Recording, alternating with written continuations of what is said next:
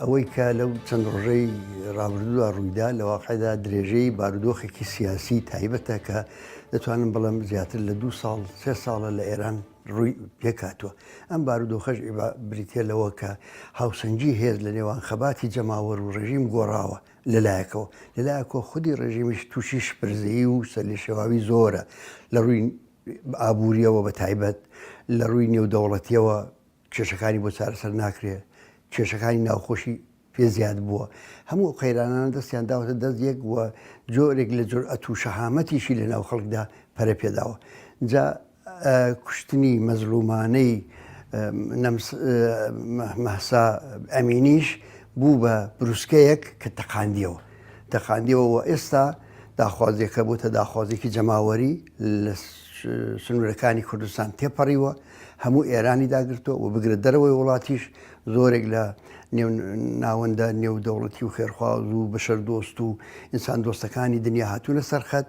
لە ئێرانیش وردە وردە پەردەستێنێ بۆ باقی شارەکانی دیکە ئێران و کەمکەمدا ئەو داخوازیە دەبێتە داخوازیی گشتی کە دەبێت ئەو زەخت و زۆر و فشارەی کە لەسەر ژنان هەیە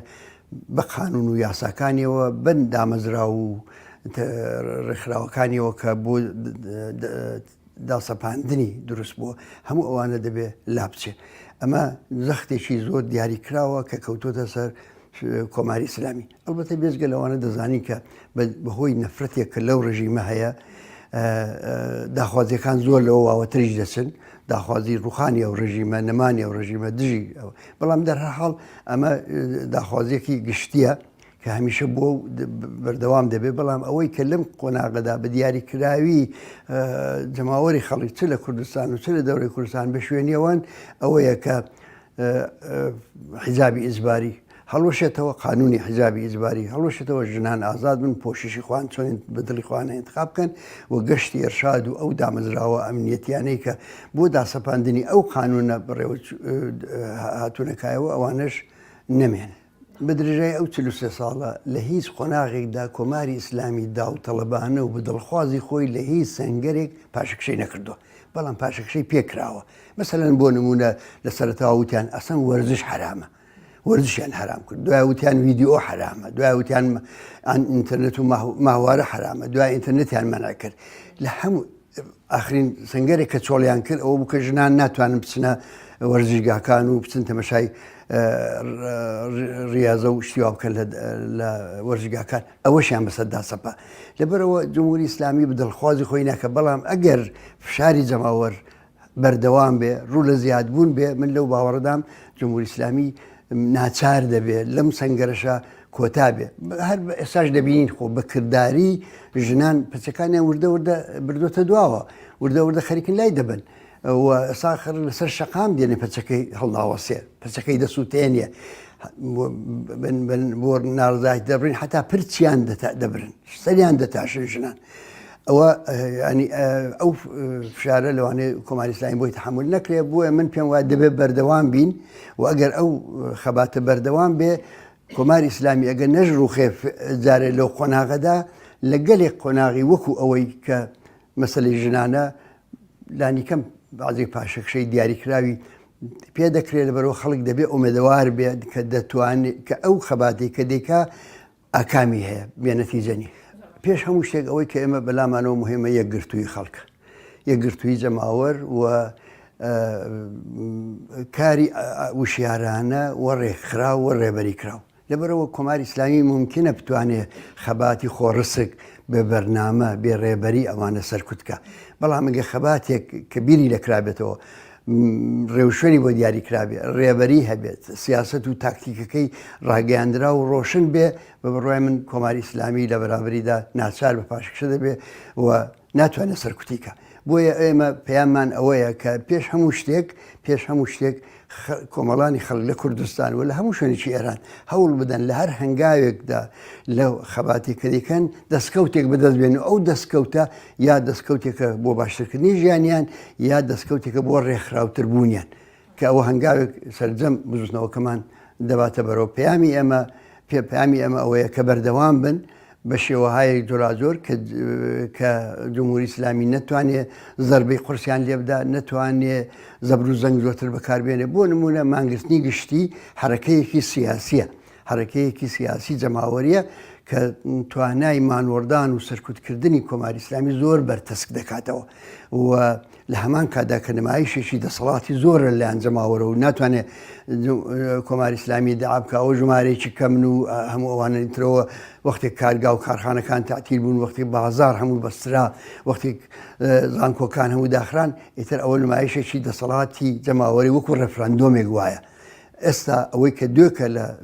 لە کوردستان ڕوویدا لە واقعدا ڕفراندۆمێکی گەورە بوو کە نابە جمهوری ئیسلامی بوو، نابە کۆماری ئیسلامی بوو، هەروەها تەر هێنانە گۆڕی ئەو داخوازیە دیاریکراوانە کە جیراوەکان دەبێت هەموو ئازاد بکرێن، دەبێت بکوژانی مەحساب بناسێندرێن و سزا بدرێن، دەبێت زەخت و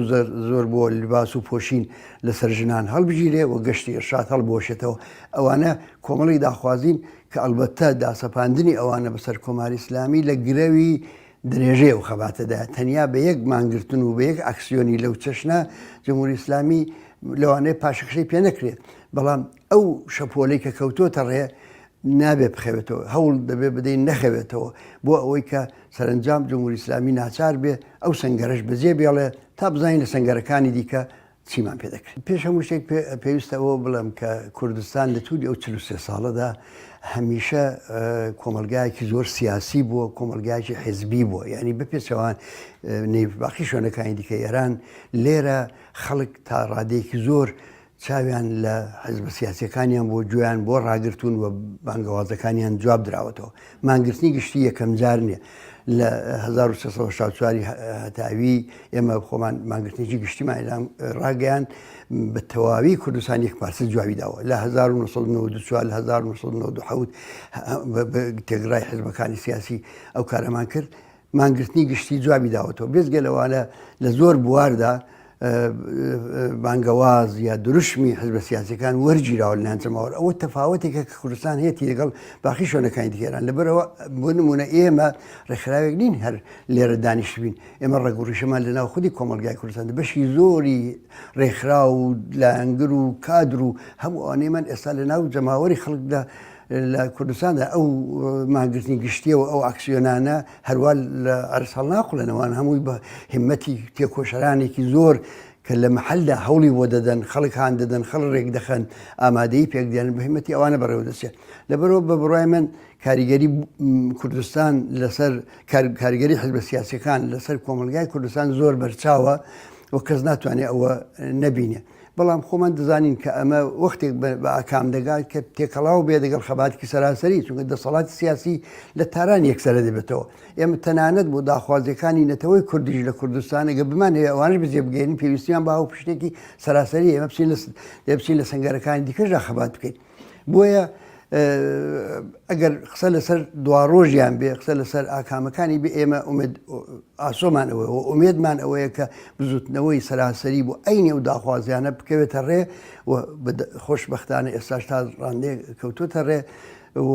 ئێمە بتوانین ئەو دەستکەوتانەی کە لە کوردستان هەیە، ئەو تەجربە و ئەزمونەی کە لە کوردستان هەیە بیگوازینەوە بۆ باقی شوێنەکانی ئێران. بۆ نمونە تاکتیکی مانگرتنی گشتی، مانگرتنی گشتی بە پێچەوانەی حرەکەت و ئاکسیۆنێک مەسەن کرێکار بۆ حقوقی زافی خۆی دەیکا یا بخانە نشین دەیکا یا معلم دەیکەن بۆ بازی داخوازی دیاریکراو بە پێچوانێوانە حرەکەتێکی سیاسیە، حرەکەتێکی سیاسی ڕاستەوخۆ ڕووی لە ڕێژیمە و ئەوە ئەگەر گشتگیر بێتەوە و ئەگەر ئەو تاکتیکە ڕەچاو بکرێت و هەموو جمگەکانی فعالیەتی ڕۆژمەڕەی ژیان بگرێتەوە بەر بە چەند مانگرتنی ئەو ڕێژیمە ئفلیس دەبێت. بۆیە کوردستان لەو لە حازۆ مهمە، چونکە سنگەرێکی بەهێز بووە تا ئێستا و ئەو ئەزمونانەشی هەیە. ئەگە ئەو ئەزمونانە بگوازرێتەوە کە دەوارین بگوازرێتەوە وردە خەریکە سرنجی کۆمەڵانی خەڵک بەرەو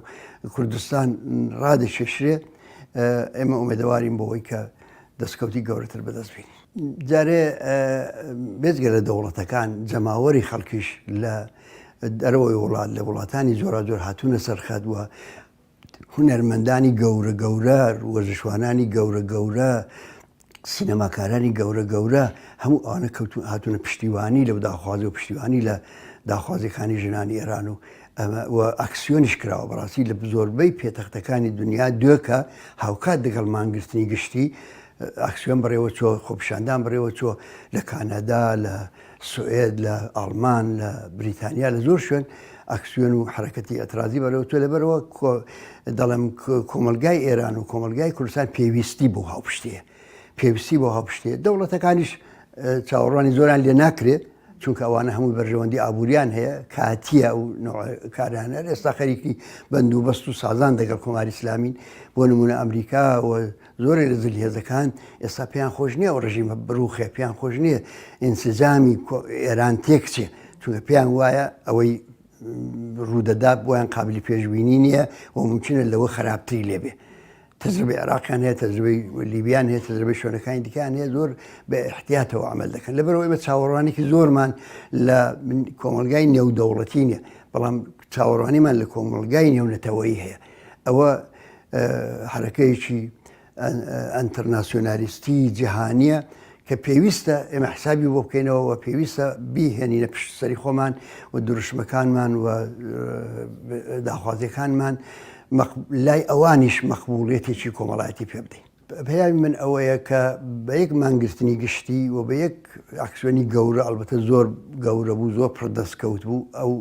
داخوازیانە بەدینایەن ئەمان دەبێت بەردەوام بن بەڵام بەردەوام بوون دەبێت بەردەوامبوونێکی وشیارانە و بیر لێکراو بێ ئەری بزانن کە مەسەڵەن ئێمە دەڵێن چی چ ڕێنمونێک دەدەین چ ڕێکارێک دەخینە بەردەمیان هەروە خۆڕسک و بەبێ بەرنامە و بەبێ داخوازی دیاریکراو و بەبێ ڕێکخرا و ڕێبەری دیاریکراو چاو ڕێبەریان ممکن لە محەلدا بێ قەیناکە بەڵام گوێبیستی ئەو قسانە بن کە ڕێبەرێکی محەلی لە شارێک لە گەڕەشێک پێیان دەڵێ و هەروەها گوێبیستی ئەو شتانە بن کە لەسەرەوەش پێیان دەکوترێ بۆ ئەوەی کە تەلەفاتیان کەمتر بێتەوە بۆ ئەوەی کە زیان زۆرتر نەبینن مەسەڵەن ئێمە دووکە مانگرتنێکی گشتیمان بانگەوازدا و بە سەرکەوتوو بەڕێوە چوو بەڵام ئێوارەکەی کۆماری ئیسلامی کە نەیدەویست تامی شیرینی ئەو سەرکەوتنە بچێتە ناو جەستەی جەماوەرە و خەڵکەوە تەقەی لێکردن تەقەی کرد و بەداخەوە 5 کەس هەردووکە ئێوارێ شەهید بوون یەک لە دێگولان دوو لە دیواندەرە دوو لە سەقز ئەوە بریندارێکی زۆریشی لێکەوتەوە.